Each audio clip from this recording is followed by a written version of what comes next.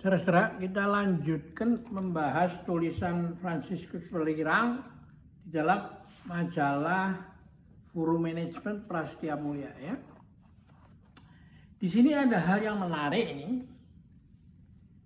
Ada tulisan yang dikutip dengan yang ditulis dengan huruf besar. Ilmu pengetahuan dipecah dalam fragmentasi dan setiap disiplin ilmu diarahkan untuk mempelajari salah satu aspeknya saja. Fragmentasi ini kemudian dibawa masuk ke tempat kerja. Karena ilmu manajemen yang kita pelajari ternyata juga menggunakan metode yang sama, yaitu memandang perusahaan sebagai bangunan struktural ya, yang terdiri dari kotak-kotak yang masing-masing mempunyai uraian tugasnya. Kinerja organisasi ditentukan dan dari hasil penjumlahan dari setiap komponen itu. Jadi ini kan yang nanti bisa diumpamakan seperti orang buta memegang gajah kan. Nah yang menarik lagi adalah di kita ini lulus SMA sudah boleh masuk melamar ke sekolah manajemen kan. Nah kan jadi semakin ribet kan masalahnya, ya toh? Yang sesudah masuk juga dikerjakan begitu, ya toh? Artinya yang sesudah lulus S1 di perguruan tinggi mendapatkan perlakuan mempelajari ilmu yang di kotak-kotak.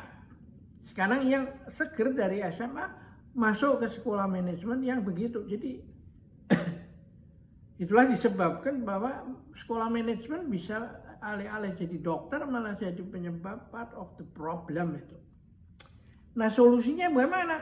Nggak bisa dengan ceramah tentang ini. Ya. Yang bisa dikerjakan adalah learning by doing itu. Misalnya pada waktu tes masuk itu atau tes setelah diterima, mahasiswa yang diterima disuruh menggambar manusia di tengah alam semesta untuk mempelajari bagaimana mindsetnya dia tentang konsep antroposentrik atau kosmik. Kalau kosmik itu antropokosmik, manusianya just a part of the mighty whole itu ya. Sedangkan kalau sentrik, manusianya menjadi pusat gitu. Ya.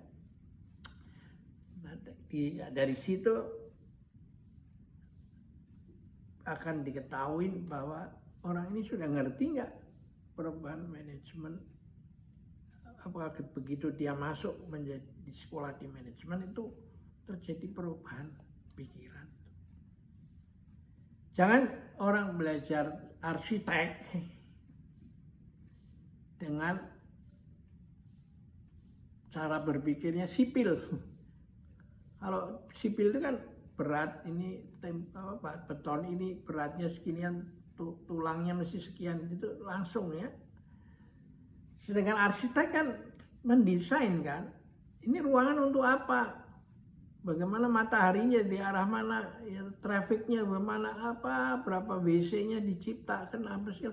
Jadi baru beda cara pandangnya kan. Ya.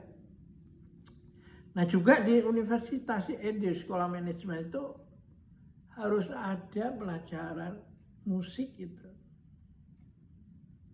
Musiknya bukan hanya solo aja, tapi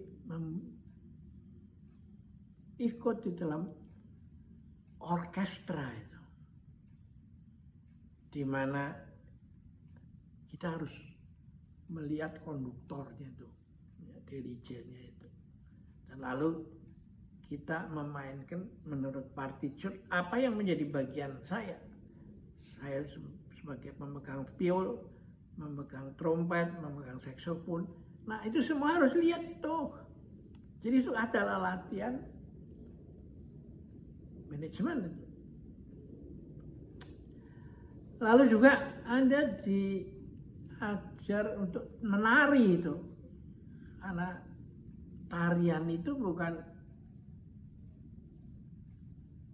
pertunjukan saya aja, tapi saya di tengah audiens, di tengah ruangan, di panggung ada suara musik saya harus menari di atas panggung itu, gitu. Juga Anda diajar gamelan juga bermain. Pokoknya sesuatu yang bersifat tarian bersama itu, ya. Karena alam semesta ini digerakkan oleh tarian agung, energi kosmis itu, ya. Jadi ini saya rasa apakah ada perubahan sudah disadari ya, sehingga perguruan tinggi manajemen itu harus mempersiapkan diri. Kita harus lihat perkembangannya itu, ya. Nah, Tai Chi juga paling penting diajarkan, tapi bukan Tai Chi untuk sekedar fitness saja. Konsepnya adalah Tai Chi itu satu pertumbuhan kepribadian. Ketika saya masih di dalam janin, saya sudah diajak bertai chi oleh ibu, gitu. Setelah lahir saya tumbuh, ya, dari kesadaran, mulai tumbuh kesadaran kamu, lalu menjadi kami, berkenalan dengan kamu, dan kamu yang plural ada kalian, berkenalan dengan orang ketiga, dia dan mereka itu atau mereka, lalu kita semua diikat di dalam kekitaan itu. Jadi ada integrasi antara pribadi dengan keseluruhan itu, ya. Kita hanya merupakan bagian dari itu semua. Nah ini perlu diajarkan. Manusia itu adalah makhluk yang di kepala kita bertemu dengan langit, di kaki kita itu bertemu dengan bumi, dan kita menari bersamanya. Dan tujuannya, karena organisasi itu semakin mengglobal, kait-mengkait dengan bagian lain seluruh dunia, ya malah akhirnya dikembangkan di 4 samudra dan 5 benua. 4 samudra, 5 benua, kita semua orang bersaudara. Kompetisi nggak apa-apa, memang hidup adalah kompetisi, ya kan? Tapi untuk kompetisi jangan berakhir dengan habis-habisan, ya tak? Nah kita di timur ini mempunyai cara pandang tuno sata bati sana itu, ya, menjaga hubungan dengan relasi itu tetap ada klep pengaman itu, ya, tidak habis-habisan win lose. Seperti yang terjadi dalam perang dingin itu, yang sekarang kita juga bingung bagaimana solusinya dari perang dingin ini. Kan semua pada kedodoran toh, mencari bentuk bagaimana, ya. Oke, kita akhiri di sini dulu, sampai jumpa lagi.